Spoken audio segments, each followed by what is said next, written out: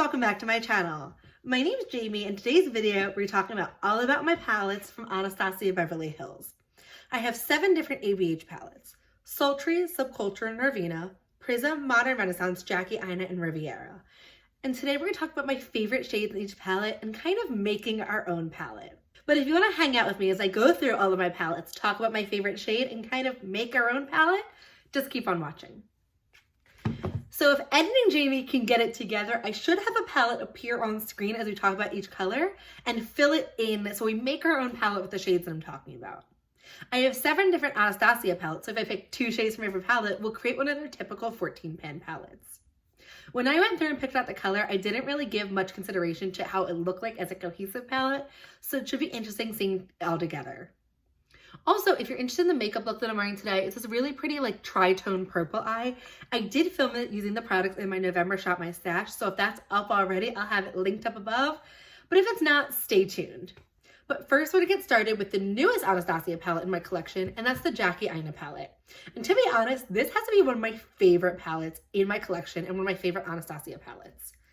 I continually reach for it, and I feel like it has one of the best color schemes because it has a really neutral corner, this more colorful corners. You can pretty much do every single look. But my 2 favorite shades are 2 of the shimmers, and the first one is the shade Sponsored, which is one of my favorite shimmers literally of all time. I am a sucker for a good duochrome shade, and this is a duochrome green to brown. It's not your typical blue-brown duochrome, and it looks really pretty. It's neutral enough that I can wear it to my job at the office, but if I wet it or pack it on with a damp brush, it looks out of this world. My second favorite color in this palette is the shade Doulas, which is this really pretty like antique gold. I love green, if you can't tell by the 2 colors I selected. This is a really pretty green gold. It can be used as a unique inner corner highlight, or I did a smoky eye and then I popped this all over the lid, and it's just really pretty. If you haven't picked up this palette and you were debating it, this is in my top 2 Anastasia palettes, like hands down. I love this thing. I think Jackie did such a good job creating the color scheme. The next palette is my favorite Anastasia palette of all time, and that's the Modern Renaissance. And you can just look inside and see how much use I've gotten out of this. I'm actually debating putting it in my shop, my project pan for next year and trying to pan all of the shades. But I love this palette because you have a really nice assortment of mattes. You do have about, I'd say 2 true shimmers and 1 kind of fake shimmer. So you have Primavera and the shade Vermeer, which are these 2, like a pinky shimmer is Vermeer and Primavera is this gold shimmer. And then you have Antique Bronze, but it's more of a soft shimmer that can almost be used as a matte, where these are true shimmers. But I love the matte colors in this palette. You have the shade Red Ochre, which is this really pretty red color. And I've talked about how red and pink doesn't really work with my skin tone and my complexion, but this red, my favorite look to do is putting red ochre on like the outer 2/3 of my lid and putting Primavera on. It just looks really pretty, and that's my go-to Thanksgiving look. I also love the shade Cypress Umber, which is such a true warm brown color. It's a staple in all my looks. I've used it as eyeliner to align my eyes, and whenever I reach in this, I'm always using Cypress Umber to deepen my outer corner. In no particular order, the next palette is the Prism palette, which was their holiday release from 2017. And I feel like because this was the next palette that came out after Subculture, people didn't talk about this. This isn't my project pan for the year, and you can see that I have achieved my goal with 2 pans, but this has a really unique color story.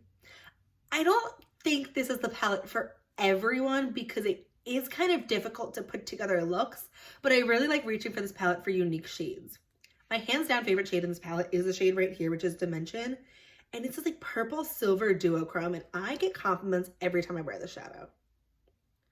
So there's the shade Dimension. So I can go over it with another layer because I don't know if you can see those duochrome properties, but I love this shadow. And I know that Prism was limited edition. It was a holiday release, and I'm totally fine with that. Just come on Dimension as a single shadow. If Normina or Anastasia is watching this video, I hope they take that advice. And then the shade that I expected to like least in the palette is one of my favorite shades, and it's just shade Sphere up here. I remember when I bought this palette, I sent a picture to my friends, and I was like, I got this new palette. And my one friend said, what on earth are you gonna do with that electric green? And I was like, I don't know, but I love it. It does require a little bit of building up, so I am going to do 2 layers with this swatch, but I really like it. And I really thought I would never get use out of it. And I have a considerable dip in this palette. It's a little bit faint because it is a pastel. My favorite way to use it is like an inner corner highlight. I'll do a really dramatic wing liner and pop this on the inner corner, and it's such a dramatic look, yet still understated. And also, it's not neon enough that you can't use it as a transition color, because I have used it as a transition for some of these warmer eye looks. I don't know if this palette's still available at like TJ Maxx from Marshalls, but if you think you can get some use out of this color scheme, it is really nice. And I think because it was released immediately after Subculture, people just inherently discounted it because we all know that was a bit of a fiasco. The next palette is the palette that I most recently had in my October Shop My Stash, and it's the Norvina palette. And I definitely got some more love out of it in the coming months. But this one is really pretty. And the first shade that I'm going to pick is the most basic shade in the palette, but one of my favorites. And it's the shade Dreamer, which is literally a white gold shade. And I was trying to talk myself out of picking this one, but honestly, I reach for it so frequently. It's perfect, and you could probably use it as a face highlight too. It'd be a tad too dark for me, but I like that Norvina does have like the purpley pink tones, and it does have these like neutral tones for someone like me who very rarely ventures out of my comfort zone. I have talked about this palette quite a bit on my channel. I like almost every shade except one. The shade here, Soul, is a dud for me, and it looks almost unused because it pretty much is unused. But my second favorite shadow, besides the shade Dreamer, is the shade Wild Child, which is a pink. And that might not be surprising if you don't watch some, or that might be surprising. And that might be surprising if you watch some of my other videos, because I don't like the way pink shadow looks on me. But there's something about this. I'm going to do a second layer of this because it does have a duochrome property as well. Can you tell that I just love duochrome shadows? It's more unique than your average pink shade. I was really torn between Wild Child and Rose Gold because Rose Gold is one of the most unique rose golds in my collection.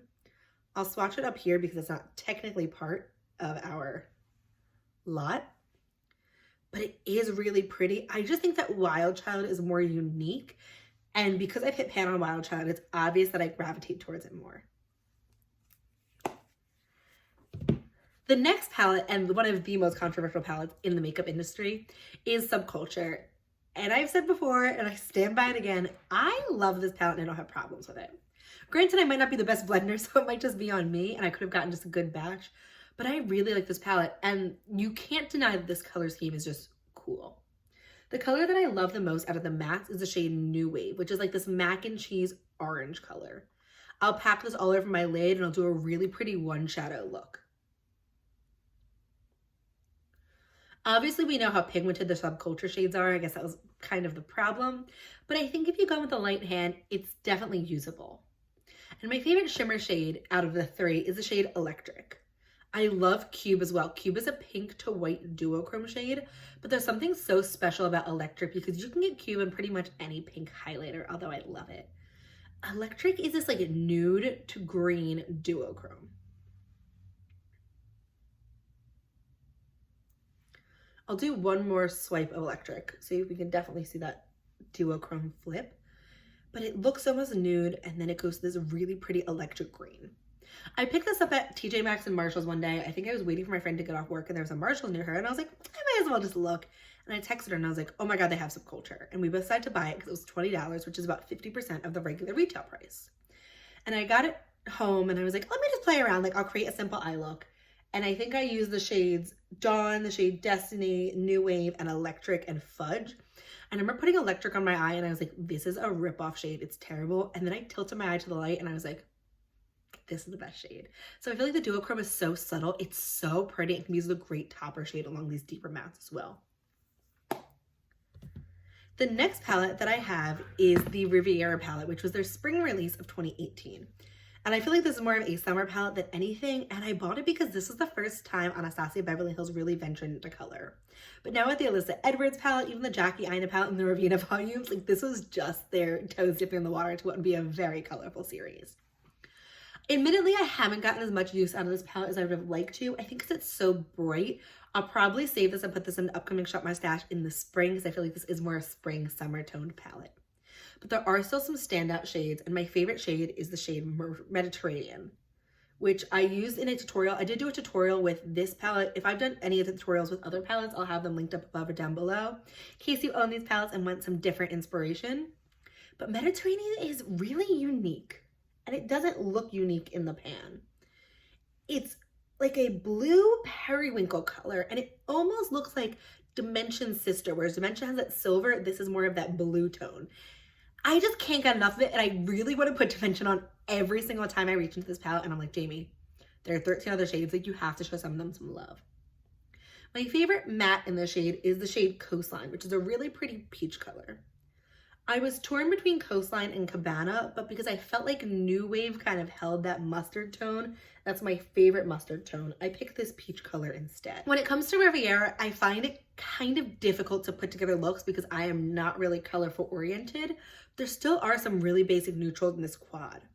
I wore Yacht all over my lid one day with Cabana in the crease and Palms in the outer corner. And I went shopping after work and I was checking out, and the cashier was like, your eyeshadow looks really good with your skin tone. And I was like, it was the nicest thing because it was like a 12-hour work day and my makeup did not look good. And I feel like this palette, just like Prism, can be really intimidating upon first glance because some really pretty neutrals, and it gives the ability to play with pops of colors you might not have experimented with otherwise. And the last palette is the palette that's currently in my November Shop My Stash, and this is the Sultry palette, which is the holiday release from 2018. This is Anastasia's Cool Tone palette, and it's really pretty. Their shimmer formula has definitely progressed. The shimmers in the Subculture and the Modern Renaissance palette are good, but from this palette forward, the shimmers are great. I do find the shimmers in Prism hit hard pan relatively quickly, but these shimmers, Jackie Aina shimmers, Riviera shimmers, Norvina shimmers, they have like a creamy quality to them. My favorite shimmer shade is definitely Cyborg, which is this really pretty silver color. And this to me screams New Year's Eve. There's something so unique about the shimmers here. I think it's because it's cool toned and Anastasia didn't have very many cool tones, but it's a really pretty silver shade. And then my other favorite shade is the shade Twig, which is this cool tone brown, which I somehow always reach for every time I pull out this palette. My typical day-to-day look using this palette now that's in my Shop My Stash is putting Twig in the crease, Dystopian on the outer corner, and typically Pearl, Steampunk, or Rose Quartz on the lid to get a really easy neutral look. But Cyborg is an attention-grabbing shade. And then of course you have a black, and you have Slate, which is this gray, because this creates like a really pretty cool tone smoky eye, just this little trio right there. I still don't know what to do with the shade Bloom. It's still so out of place in this palette. Maybe the one thing that I would change, but overall, this is really pretty. I have seen it at some TJ Maxx and Marshalls. I don't know if it's still available because it was a holiday palette, but it's really good, and I'm excited to see what's gonna come out for holiday 2019. But these are all the colors, minus rose gold up there, that are in my perfect Anastasia palette. Let me know what your favorite Anastasia shades are, because there are such unique shades in every single palette that it was so difficult to pick them out.